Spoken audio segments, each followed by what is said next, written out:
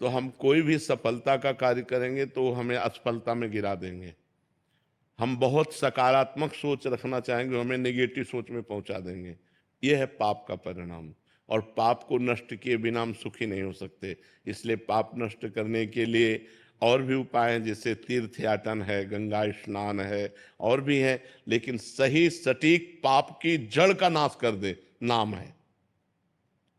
नाम संकीर्तनम यस्य सर्व पाप प्रणाशनम। आधा घंटा नाम कीर्तन करो जोर जोर से, और चलते फिरते नाम जप करो, देखो सब पॉजिटिव हो जाएगा। आधा घंटा कोई नाम कीर्तन करो, जो नाम प्रिय हो आपको, हरे कृष्ण श्री राम जय जय, जो भी राधा राधा राधा, खूब जोर जोर से भगवान नाम कीर्तन करो और चलते फिरते नाम जप करो। फिर देख लो आप उसका परिणाम, फिर आप खुद अनुभव करें। लेकिन लंबे समय तक, 2-4 दिन किया और फिर पाप कर लिया, फिर 2-4 दिन किया पाप किया, वो बात नहीं है। पाप आचरण रोक करके लंबे समय तक करो तो तुम्हारे पाप नष्ट हो जाएंगे, सफलता हाथ लग जाएगी। सबको सफलता क्यों नहीं प्राप्त होती, सबको सुख प्राप्त क्यों नहीं होता, लेकिन सब लोग सुख के लिए ही कार्य करते और दुख क्यों प्राप्त होता है, उसका कारण पाप है। लोग के सब सुख आपको प्राप्त हो जाएंगे, आप डट के नाम जप तो करो। जैसे लोग कहते हैं कि नाम जप करने से क्या खाना मिल जाएगा, तुम खाना की बात क्या करते हो। अगर भगवान का नाम जप करो तो लोक परलोक सब जगह सुख प्राप्त होता है। जहां पाप नष्ट हुए तो सुख ही सुख घेर लेता है। और अगर भाई पाप कर्म करोगे तो पुण्य के प्रताप से ये मिल जरूर सकता है, लेकिन तुम्हारा नाश हो जाएगा, अंत में तुम्हारा नाश हो जाएगा। अंत में तुम जीरो पे होगे, कुछ तुम्हारे पास नहीं होगा। अगर नाम जप कर रहे हो, आज दुखी हो, चिंता मत करो, कल सुखी हो जाओ। हमको भोजन तक नहीं मिले 8-8 दिन, जो आज हम आपको प्रमाण दे रहे हैं कि हम गाड़ी पे चल रहे हैं, तो कल हमको भोजन नहीं मिला।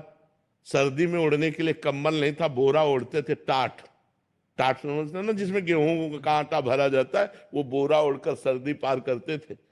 और आज हम तो आपको क्या बताएं, जब आप समझ लो यही है तो क्या व्यवस्था नहीं होगी।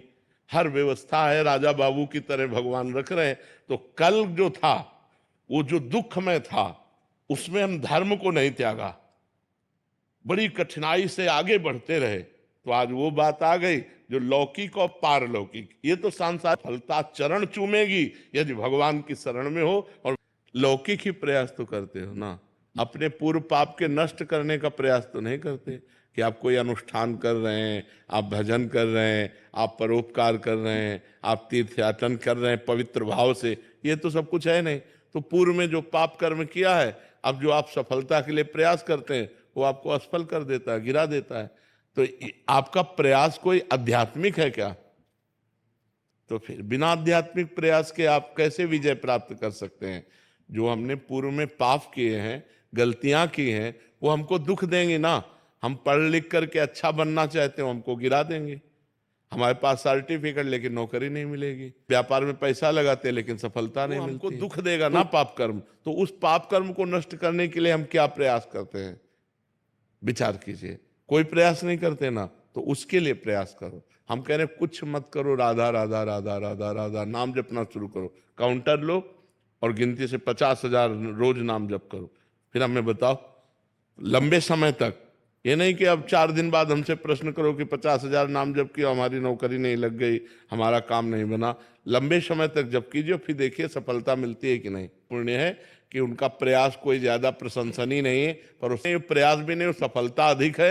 ये पूर्व का पुण्य उनका काम कर रहा है। योग्यता है, प्रयास भी है, लेकिन सफलता नहीं, ये पूर्व का पाप उसको गिरा रहा है। क्रम होता है, जब पुण्य लगेगा तो आप पाप कर्म करो तो भी उन्नति होती चली जाएगी। और जब पुण्य का संयोग आएगा, जैसे पाप का लगा संयोग, तो अब आप चाहे जितना पुण्य करो, आप चाहे जितना धर्म करो, वो आपको दुखाई देता चला जाएगा। और पुण्य का संयोग है तो आप पाप कर्म करो तो भी आपको सुख मिलता चला जाएगा। लेकिन जब ये पुण्य खत्म होगा और पूर्व का पाप और वर्तमान का पाप मिलेगा तो आपको कष्ट दे देगा। और जब उनका पाप नष्ट हो जाएगा और तो ये पुण्य और वो पुण्य पीछे का जब मिलेगा तो उनकी उन्नति हो जाएगी। ये एक क्रम है ईश्वरीय, जो ईश्वरी भागवती है जो क्रम है वो ये है। तो इसलिए नाम जप करो और अपने पापों को भस्म करके आगे बढ़ो, नाम जप करो। ठीक, भगवान से चित्त जोड़ देते हैं तो इस प्रश्न का उत्तर अपने आप मिल जाता है। ऐसा बल मिल जाता है कि हम उनको सह सकते हैं, क्योंकि हम भगवान से जब चित्त जोड़े हैं ना तो हमारा मन आनंदित रहता है। अगर मन आनंदित है तो हम विपत्तियों को रौंदते हुए निकल जाएंगे, अगर हमारा मन आनंदित नहीं है तो फिर हम गिर जाएंगे। और मन आनंदित होगा जब भगवान से जुड़े। तो हम वही बात आपको सिखाना चाहते हैं कि भगवान से जुड़ो, गंदा आचरण मत करो, पाप मत करो, मांस मदिरा का सेवन मत करो, फिर देखो तुम्हारा चित्त कितना आनंदित रहता है। कोई व्यसन ना हो और कोई पाप ना हो और थोड़ा भी भजन होगा तो आपका हृदय आनंदित रहेगा। आप पक्का समझो, भगवदा आनंद से ही हम इन विपत्तियों से लड़ सकते हैं, नहीं तो ऐसे ऐसी विपत्तियां हैं पूछो मत। ये माया इतनी विचित्र है पूछो मत। भोजन की थाली सामने आई और ढनक गए, कवल नहीं खा पाए, आराम से टहलते जा रहे, पीछे से टक्कर लगा, मर गए। हमारा कब शरीर छूट जाए, हमारा कब क्या घटना हो जाए, इस संसार में कहा नहीं जा सकता। इसलिए मालिक से जुड़े रहो। तो हम विपत्तियों पर तभी हावी हो सकते हैं, भारी पड़ सकते हैं, जब भगवान से जुड़े। नहीं, विपत्तियां हम पर भारी पड़ जाएंगी और हमको गिरा देंगी। आदमी जब निर्णय नहीं कर पाता ना विपत्तियों में, तो सुसाइड जो कर लेते हैं ना, वो यही, वो विपत्तियों से निकलने का रास्ता सुसाइड सोच लेते हैं, जबकि भारी विपत्ति में फंसा देने वाला है। प्रेत योनि मिलती है करने वाले को। तो हमारे ऊपर विपत्तियां भारी ना पड़े, इसलिए भगवान का नाम जप करें, भगवान से चित्त जोड़ें और ये विश्वास करें कि आज दुख आया है तो हट जाएगा, कल हमारे सामने सुख भी आएगा। ऐसा नहीं है जैसे दिन आया है तो रात आएगी, हम तैयारी रखें। अगर रात आ गई है तो परेशान ना हो, दिन आने वाला है। दुख आया है तो सुख आएगा, सुख आया है तो दुख आएगा। ये क्रम चल रहा है, मनुष्य जीवन का क्रम है। हमको तैयार रहना चाहिए। जैसे हम रात्रि के लिए बिजली गई तो हम इन्वेटर की व्यवस्था करते हैं, जनरेटर की व्यवस्था करते हैं कि हम अंधेरे से व्याकुल ना हो। ऐसे ही दुख आने वाला है, हम नाम जप करें, दान पुण्य करें, तीर्थ स्नान करें, तीर्थ याटन करें, जिससे हमारे पास पुण्य हो और मैं उस पुण्य बल से विपत्ति को पार कर जाऊं।